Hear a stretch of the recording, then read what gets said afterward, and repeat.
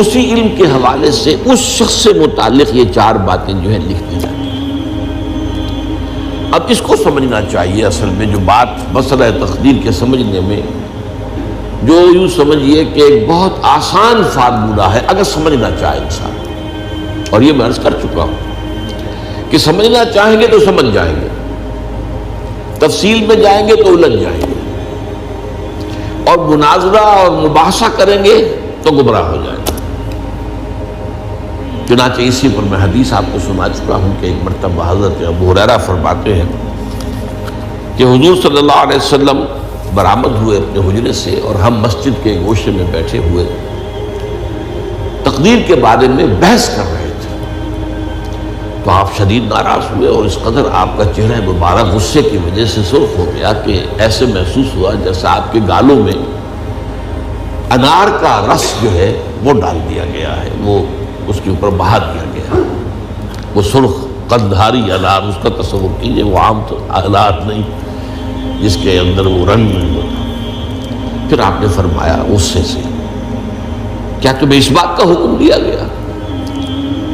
کیا مجھے تمہاری طرف اسی کام کے لیے بھیجا گیا کہ اس مسئلے میں تم بحث کرو؟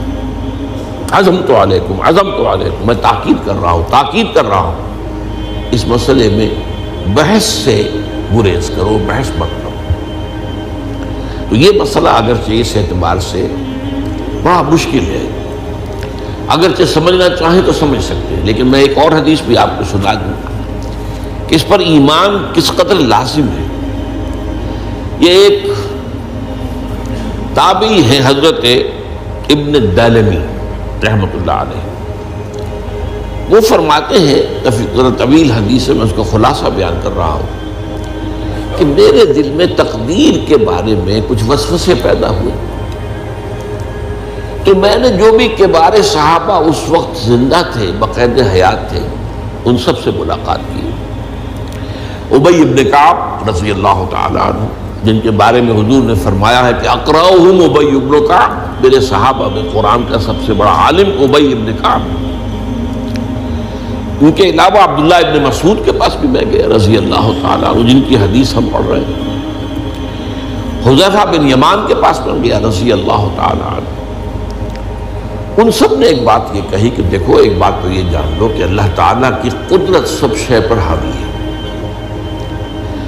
اللہ تعالیٰ اگر لو ان اللہ عذب اہل سماواتہ واہل ارضہ عذبہم وہو غیر ظالم لہم، اللہ اگر تمام آسمان والوں کو، تمام زمین والوں کو عذاب دے تو اسے عذاب دینے کا حق حاصل ہے، وہ عذاب دے سکتا ہے بغیر اس کے کہ ہم کہیں کہ وہ ظالم ہے۔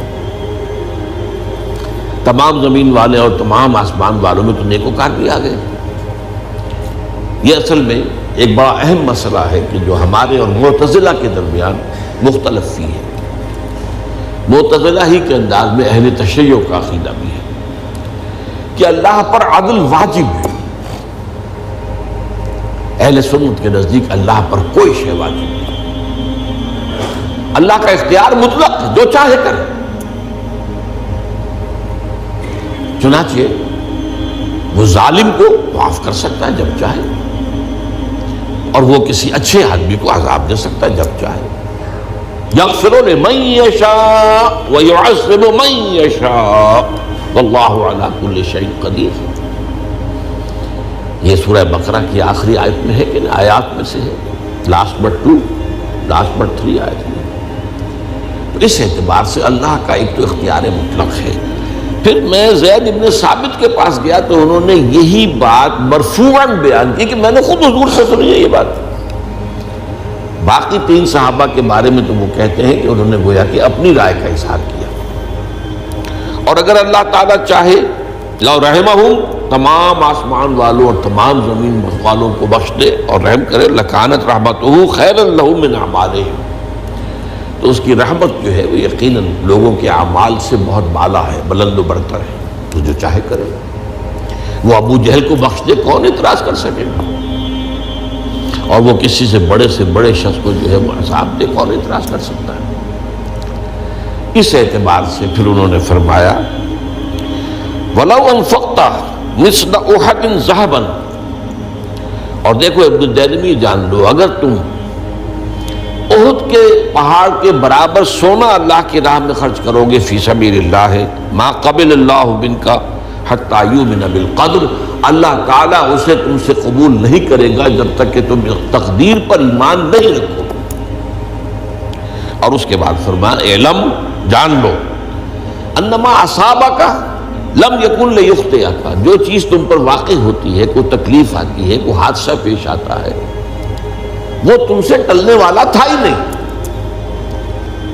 مطلب یہ کہ تم سوچو کاش میں یوں نہ کرتا، یوں کر دیتا، اگر یہ ہو جاتا وہ ہو جاتا تو میں بچ جاتا، نہیں، وہ تو آنے والی بات تھی، وہ اللہ کی کتاب، وہ اللہ تعالیٰ کے علم قدیم کے اندر پہلے سے لکھا ہوا تھا، تو موجود ہے، تو وہ تو آنی ہی آنی تھی۔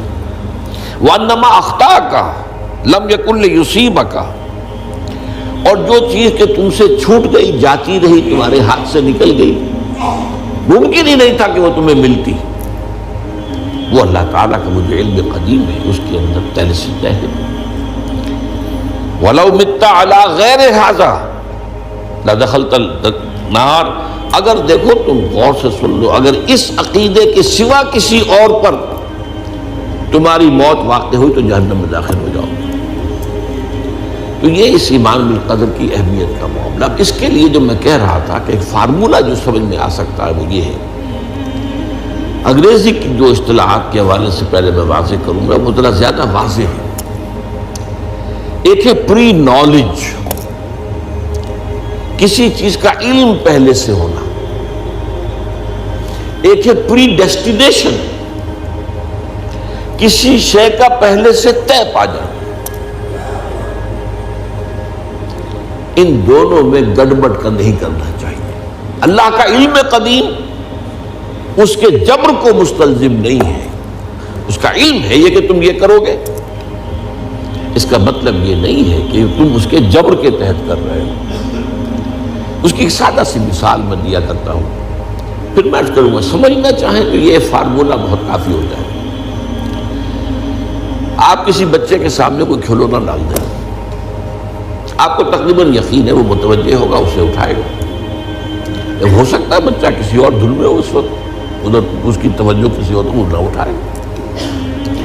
اگر وہ اٹھا لیتا ہے تو آپ کے مجبور کرنے سے تو اس نے نہیں اٹھایا، اس نے تو اٹھایا ہے اپنے انسٹنکٹ کے تحت کہہ لیں، اپنے ارادے کے تحت کہہ لیں، آپ مجبور تو آپ نے کی۔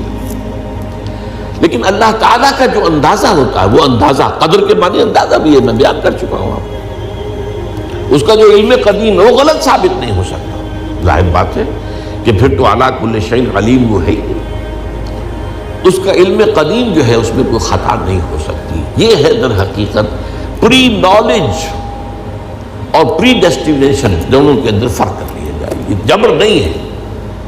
ہاں اللہ تعالیٰ کا علم ہے، اس علم کے مطابق چیز جو ہے وہ لکھتی گئی ہے، وہ تو ہو کر رہی ہے، ہوتی تو ہے، لیکن اس کے